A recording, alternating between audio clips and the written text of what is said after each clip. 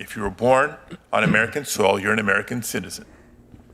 Full stop. In 1898, the Supreme Court held that the Citizenship Clause of the 14th Amendment guarantees citizenship to the children of foreigners present on U.S. soil. You can take their word for it, or you can actually read from the people who drafted the 14th Amendment.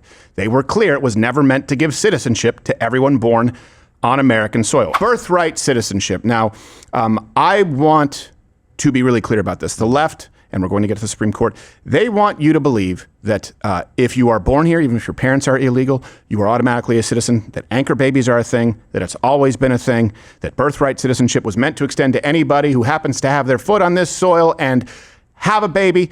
It's not true. It's inaccurate.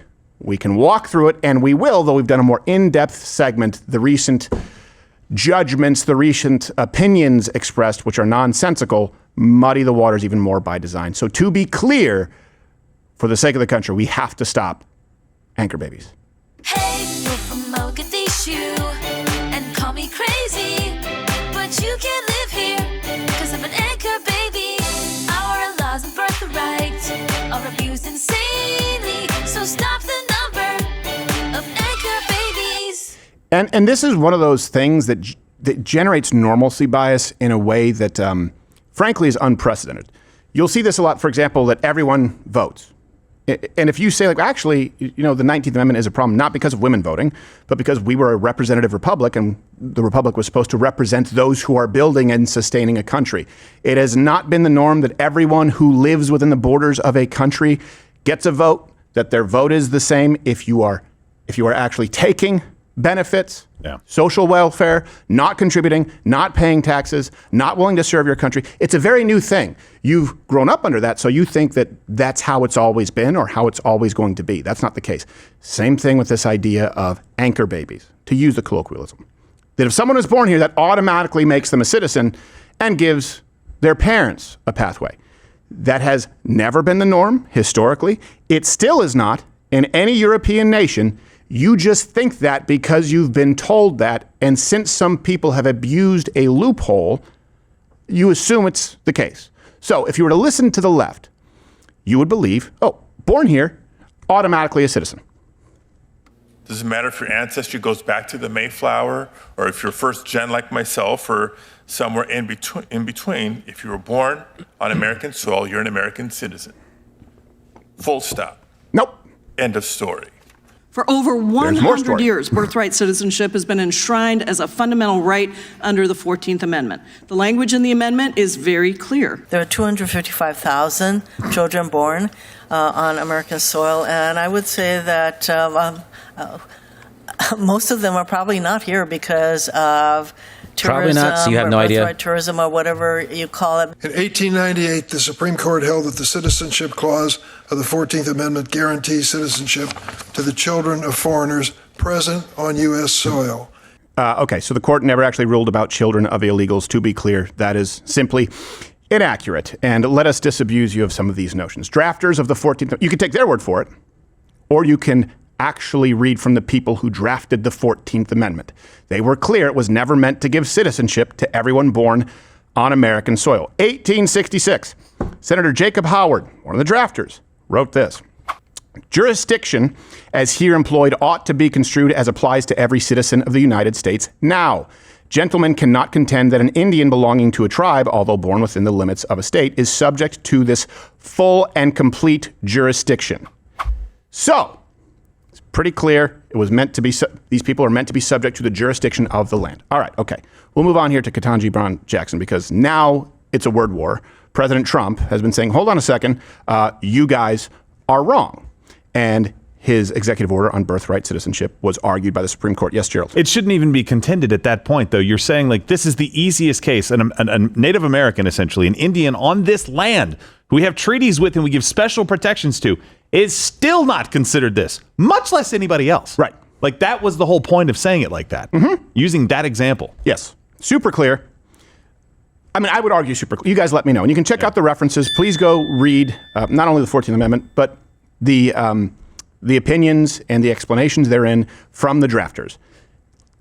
Steelman it for me. Tell me how the left actually legitimately makes this case. Because here's the issue. We're not hearing the case being made in a way that is cogent at all from current Supreme Court justices. Let's go to Ketanji Brown Jackson.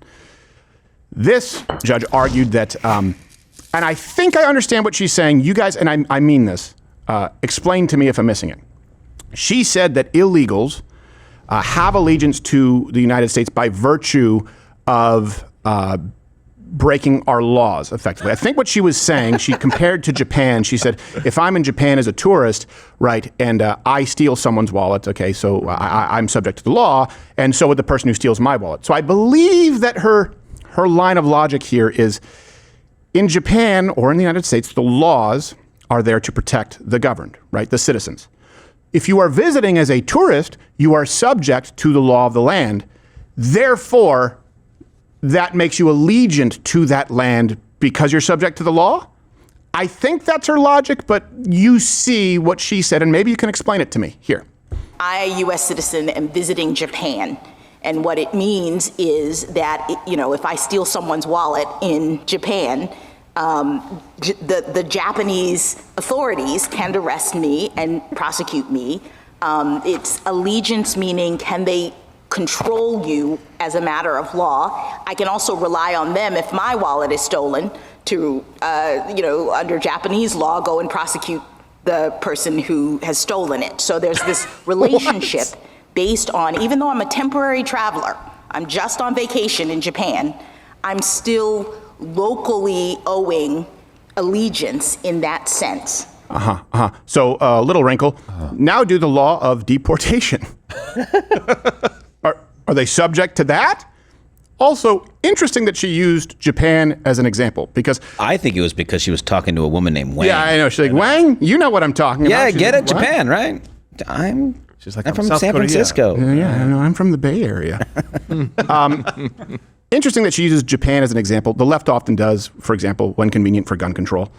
But they don't actually tell you how the Japanese deal with illegals who are subject to the law. And for the record, this is all, this original video, this is an illegal alien who is being sent back, I believe committed a crime. It's all in Japanese. So for those listening on audio, we dubbed all of it with 100% accuracy, and I mean that, it's not a joke, with the regionally appropriate accents. See the property. He's tensing up. You don't have to tense up, okay? See the property. Stop looking to the side. Face forward. Face forward. I said to sit properly. I can't go back. Sit properly. Behave yourself. Just relax. Don't stand up.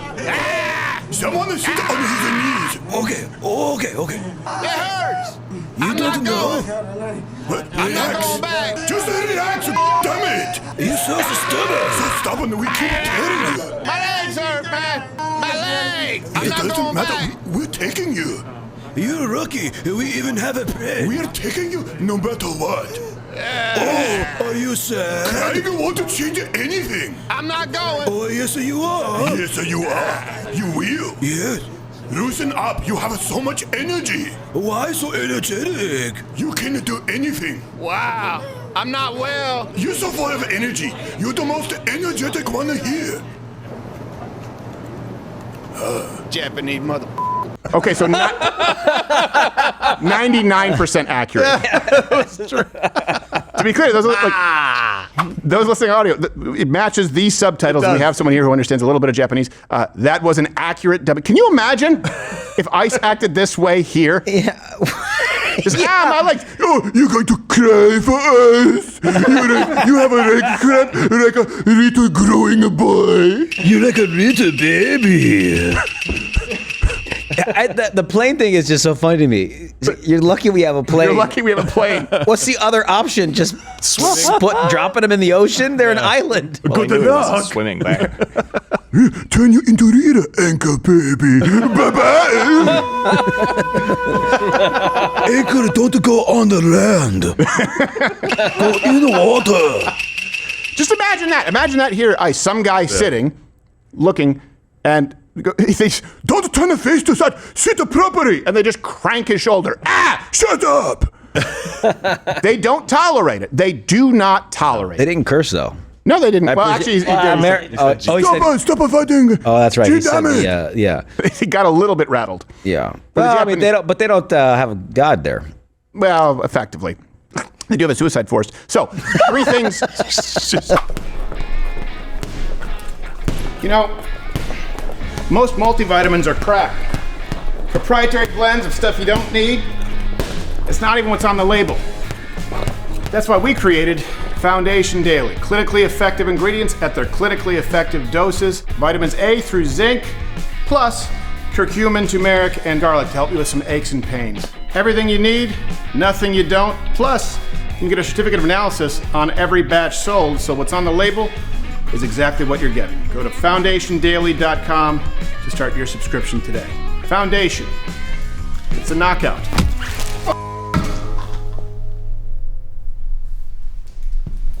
3 key things you need to know about birthright citizenship, okay? Number 1, the history here. So supporters of birthright citizenship, they claim that it's in the 14th Amendment, right? All persons born or naturalized in the United States, here's the key, and subject to the jurisdiction thereof are citizens of the United States. Key detail, subject to the jurisdiction thereof. And Donald Trump addressed this. This is an uncomfortable truth. This was more about children of U.S. citizens and freed slaves than illegal aliens, to be clear. This was not about illegal aliens whose loyalty is to their home country. They are not subject to the jurisdiction thereof. And I think the example that Ketanji Brown Jackson, again, since there are laws, and if you are visiting, you are subject to those laws, that means allegiance. Well, laws include deportation. Laws include legal immigration. That would be like saying if Notre Dame players, when you're in the big house in Michigan, you are now allegiant. Yeah, I become a Wolverine when I walk on that field. It's like, no, I'm fighting Irish. Like, what are you talking about? You are subject to their rules there. You go to the locker room, they tell you, but you still have a Notre Dame jersey on. We still go home. Right. Someone who is here illegally, who is not a citizen here, is subject to the jurisdiction of another country. Could be Mexico, could be El Salvador, could be India, Pakistan, whatever it is. Regardless of whether their children, whether their baby is born here. Yeah. And so what happened is we just kind of stumbled into this system here of just giving citizenship to everyone born here. They just started issuing birth certificates to everyone born here in the 20th century. Now, keep in mind, at that point in time, they're like, oh, we have plenty of space. Sure. And then birth certificates were used as proof of citizenship to obtain things like social security numbers, things like that, which, by the way, today, though, they want you to know that no one who is here illegally could take advantage of our social safety net or our social benefits entitlement programs. And certainly no one here would be able to vote who was here illegally until we found out that a bunch of them had social security numbers. And that was kind of how it started. Number 2, key detail. The real problem here, like we said, is the birth tourism with anchor babies. You may not know, did you know this, that 9% of annual births here in the United States can be attributed to anchor babies, birth or tourism? Did you guys know that? No way. Well, Hirono said that it probably doesn't even happen much. Right. So that's overlaid down later in the map, but I'll get to it. But President Trump wrote this on Truth Social, and it's correct, by the way. He wrote, birthright citizenship has to do with the babies. Sorry, it's correct. It's just tough to say. Yeah. Birthright citizenship has to do with the babies of slaves, not Chinese billionaires who have 56 kids, all of whom, quote, become American citizens, one of the many great scams of our time.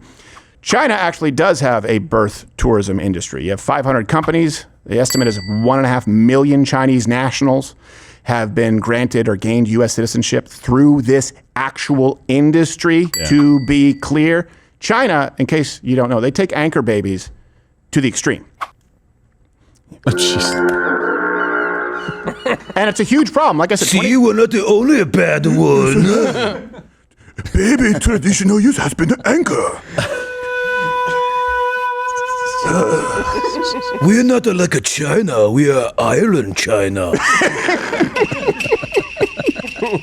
We're not like a China because we're not an animal.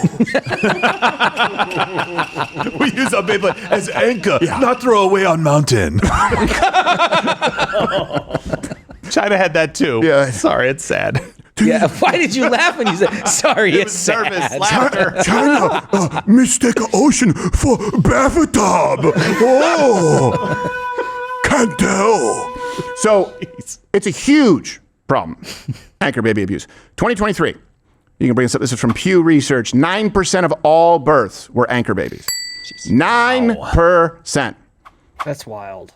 And then just add to the mix, hey, two-parent, that's used to basically anchor a whole family here. We're just talking about babies. Number 3. It's funny, Ketanji Brown Jackson just talked about Japan. They have unbelievably stringent immigration laws. But the left will always pick and choose. They'll go to Norway when it's convenient to say, see, these Nordic models, these socialist models, they've kind of worked, and they sort of ignore the fact that it's racially a monolith. It's incredibly homogenous. They will ignore other facets where people, for example, actually don't get a lot of the social safety benefits until they've worked there for a while, or they're actually precluded from working. For example, people are dealing with this in Canada. So they always pick and choose when they're trying to tell you that America is actually not a great country. So in total, 33 countries do allow automatic birthright citizenship. None of them are European. None of them are nations that would be comparable to the United States. So a lot of these nations... None of them are Japan, by the way. Yeah. I noticed. Yeah. Definitely not. Certainly not countries like Norway, Sweden. This is not...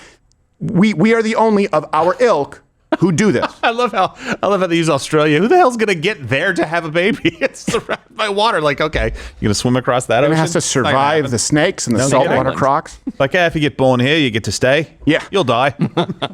And here's the deal. Birthright, you guys know this. Birthright citizenship is killing our culture, and Congress has done nothing about it, to be clear. They just go, well, people kind of accept it now, so it's okay. Yeah, but it's not, though. It's not okay anymore. It's certainly not okay when you look at the jobs added for foreign-born citizens versus native-born citizens. It's certainly not okay when you look at the percentage of people who don't speak English. Look, someone coming here and going through the process and taking their naturalization oath, and I know this, I have family members who have done it, and I have plenty of friends, colleagues, lovers who also have had to go through it. They have to show some semblance of understanding, appreciation for America.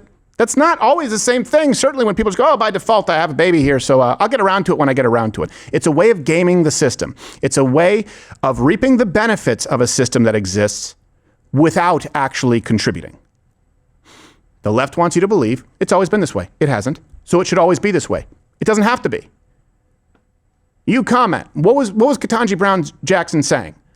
Because when people will say intelligentsia, well, Democrats are more intelligent, they're talking about that. They're talking about her statement regarding Japan. Does anyone here think it's anything other than nonsensical?